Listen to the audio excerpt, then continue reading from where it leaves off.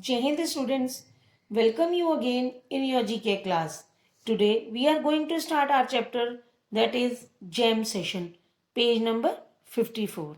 Students, can anybody tell me what is the meaning of jam session? It is a new word. A jam session means relatively informal musical event, process or activity where musicians, typically instrumentalists, play improvised solos and vamp on tunes, song and chords. Jam session क्या होता है कि जब musical के जो एक team होती है, म्यूजिक टीम होती है, उनको अचानक ही एक किसी इवेंट में, प्रोसेस में, मतलब किसी भी इवेंट में या किसी भी जगह एक्टिविटी के लिए म्यूजिशियंस और जो इनके इंस्ट्रूमेंटलिस्ट होते हैं उनको बजाना पड़ता है, यानी पूरे टीम को, और उनको अपने आप को इम्प्रूव भी करना पड़ता है, वो प्रूव करना पड़ता है, और उनको पहले से इम्प्रूव करके अपना म्यूजिक को बजा के दिखाना पड़ता है without any preparation, pre preparation you can say, और प्री डिफाइंड अरेंजमेंट्स. ओके, तो jam session means relatively informal musical event activity. Okay, now let's start our chapter jam session. Identify 3 famous music bands. Choose your answers from the help box. First, these are music band holders, or you can say these are the team of music band. Recognize them? Yes, your answer is fifth harmony. Means इनके जो band का नाम है, music band का, बहुत ही famous है और जिसका नाम है फिफ्थ हारमोनी. नाउ सेकेंड, ये भी बैंड है, म्यूजिक बैंड्स हैं. All these are music bands. Your answer is One Republic. Third one, look at the picture and recognize them. The famous band name is, your answer of third is Maroon 5. Now fourth one, your answer is Coldplay. Fifth, Little Mix. Please recognize them. You have to look at the pictures. All these are famous music bands. Sixth one is Indian Ocean. Now, do you know these musicians? Write their names in the blanks. First, this American singer and songwriter begins pursuing a career in the music at the age of 14. Her second album, Fearless, won 4 Grammy Awards and she became the youngest winner of the Album of the Year award. Yes, in the last chapter I have told you what is Grammy Awards. याद आया कुछ? Yes, this American singer and songwriter began pursuing a career in the music at the age of 14. Means इस अमेरिकी गायक और गीतकार ने 14 साल की उम्र में संगीत में अपना करियर बनाना शुरू किया. हर second album Fearless won 4 Grammy Awards and she became the youngest winner of the Album of the Year award. और उनके दूसरे एल्बम फियरलेस ने 4 ग्रैमी अवार्ड जीते और वह एल्बम ऑफ द ईयर उस के जो अवार्ड था उससे सबसे कम उम्र के विजेता बने. यस, हम किसके बारे में बात कर रहे हैं? Your answer is Taylor Swift. Now question second. This American singer and songwriter is one of the best selling musicians of all times. Her real name is Stefani Joanne Angela Germanota. She is also a fashion icon and noted for her social activities. यह अमेरिकी गायक और गीतकार सभी समय के सबसे अच्छे बेस्ट सेलिंग म्यूजिशियंस में से एक है। उसका असली नाम स्टेफनी जोआन एंजेलिना जर्मनोटा है। वह एक फैशन आइकन भी है और अपनी सोशल जो लाइफ है या सोशल मतलब सामाजिक सक्रियता के लिए भी जानी जाती है। यानी वो सोशली भी बहुत सी एक्टिविटीज करती है या बहुत सी सोशल एक्टिविटीज में पार्ट लेती है। Yes, your answer is Lady Gaga. Look at the picture, she is Lady Gaga. Now third, one of the most popular singers from Pakistan. He is the nephew of Nusrat Fateh Ali Khan. He was the first Pakistani to be invited to perform at the 2014 Nobel Peace Prize concert. Means Pakistan के सबसे लोकप्रिय गायकों में से एक वह नुसरत फतेह अली खान का भतीजा है, नेफ्यू है। वह 2014 के नोबल शांति पुरस्कार का जो मीन्स समारोह था, जो कंसर्ट था, उसमें प्रदर्शन करने के लिए इनवाइटेड हुआ।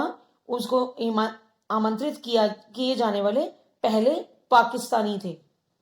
Yes, your answer is Rahat Fateh Ali Khan. Now fourth, a respected name in the Tamil music industry, he was the first Asian to score a symphony for the London Philharmonic Orchestra. Winner of 5 national awards, he is known as Saigani or the Maestro. Means Tamil संगीत उद्योग में एक सम्मानित नाम वह London के fill harmonic orchestra के लिए सिम्फनी बनाने वाले पहले एशियाई थे। 5 राष्ट्रीय पुरस्कारों के विजेता उनकी इसका नानी और उस्ताद के रूप में उन्हें जाना जाता है। Yes, your answer is Ilaiya Raja. Now fifth, this young Indian playback singer came into the limelight on a reality musical show, Fame Gurukul, or later gained fame as a playback singer. He received the Filmfare Award for the Best Male Playback Singer for the same. Means यह युवा भारतीय western Pasteur जिसे कहते हैं, Pasteur गायक एक reality musical show fame Gurukul में सुर्खियों में आए। ठीक है, और बाद में एक पाशर गायक यानी प्लेबैक सिंगर के रूप में प्रसिद्धि प्राप्त की। यानी उन्हें बहुत ही जाना गया, उनको नेम फेम मिला उनको। उसी के लिए उन्हें सर्वश्रेष्ठ मेल प्लेबैक सिंगर के रूप में भी फिल्म फेयर अवार्ड जिसे कहते हैं, फिल्म फेयर पुरस्कार भी मिला। यस, किसके बारे में बात कर रहे हैं? Yes, answer is Arijit Singh. Now sixth, this Canadian singers good look and appealing pop songs sparked a global craze in 2009, making him a teen idol. His first full-length album titled My Word 2.0 in 2010 made its debut at number 1 of the Billboard album chart. Means इस Canadian singer के अच्छे look के वजह से और आकर्षक pop गानों ने 2009 में ग्लोबल क्रेज जगा दिया, जिससे वह एक टीन आइडल बन गए, क्योंकि उनको टीन एज वाले लोग बहुत ही पसंद करने लगे। जिस 2010 में माय वर्ड 2.0 के जो नाम से एक मतलब वो आई थी, एल्बम आई थी, उसके पहले पूर्ण लंबाई वाले एल्बम ने बिलबोर्ड एल्बम चार्ट में नंबर 1 पर अपनी शुरुआत की थी। नंबर 1 से उन्होंने अपनी शुरुआत की थी।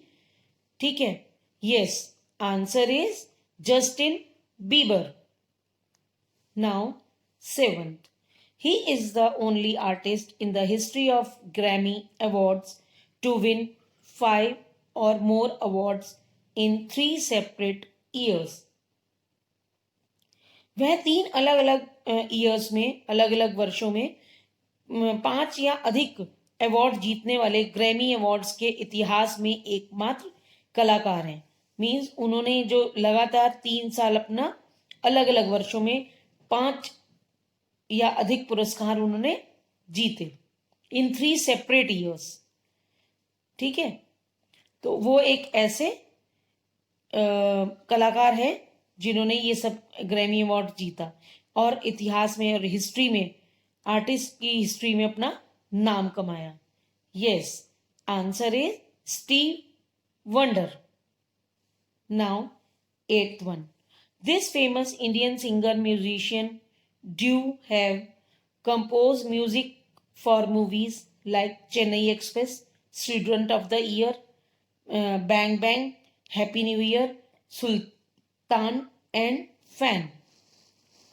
इस प्रसिद्ध भारतीय गायक संगीतकार की जोड़ी ने Chennai express, student of the year, bang bang, happy new year, sultan and fan जैसी फिल्मों के लिए संगीत तैयार किया। यस, आप फिल्म पिक्चर में देखिए, ये 2 हैं, इनकी जोड़ी बहुत ही फेमस है, आपने टीवी में भी बहुत बार देखा होगा और बहुत ही कॉमन नेम है इनका, बहुत ही फेमस है। Yes, these are Vishal and Shekhar. 9th, belonging to a musically inclined family, this French Canadian pop singer achieved international fame in the 1990s. She is best known for her Grammy Award winning duet for the film Beauty and the Beast 1991 and My Heart Will Go On for the blockbuster picture Titanic in 1997. Yes, जो हम जिनके बारे में बात करें, टोटा Musically इच्छुक परिवार से संबंधित एक फ्रांसीसी कैनेडियन पॉप गायक ने 1990 में के दशक में अंतर्राष्ट्रीय जो ख्याति थी, मींस फेम था, वो प्राप्त की।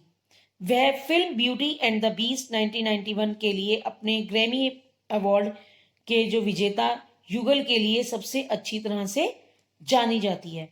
और मेरा दिल ब्लॉकबस्टर तस्वीर टाइटैनिक 1997 के लिए भी आगे बढ़ेगा। Answer is Celine Dion. Yes. Now, last one. 10th. This artist Korean pop music video titled Gangnam Style was the first to reach 2 billion views on YouTube. इस कलाकार का कोरियन पॉप म्यूजिक वीडियो जिसका शीर्षक Gangnam style है, YouTube पर 2 billion view तक पहुंचा। Means इसके जो व्यूअर्स थे यूट्यूब पे वो 2 बिलियन थी, उस तक पहुंचा। यस, हम किसके बारे में बात कर रहे हैं? Your answer is Sai. Now it did bit times. Reggae is a style of popular music in Jamaica.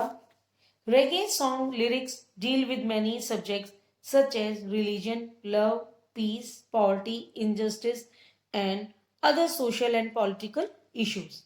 Means reggae Jamaica में लोकप्रिय संगीत की एक बहुत ही अच्छा स्टाइल है। रेग गाने के बोल कई विषयों से संबंधित है, जैसे कि धर्म मीन्स रिलीजन, प्रेम लव, पीस शांति, पॉवर्टी गरीबी, और injustice means what is the meaning of injustice? Yes, अन्याय और and other social political issues, और अन्य सामाजिक और राजनीतिक मुद्दों पर इन्होंने जो इनके जो सब्जेक्ट थे वो थे. By the 1970s this music became internationally popular. 1970 के तक यह संगीत अंतरराष्ट्रीय स्तर पर लोकप्रिय हो गया. It became a form of music through which the oppressed people could voice their protest.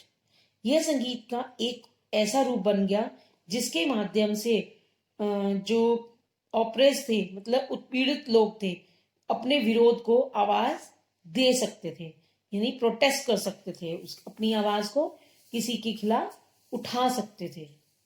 Okay, तो ये था आपका titbits. Here your chapter is completed.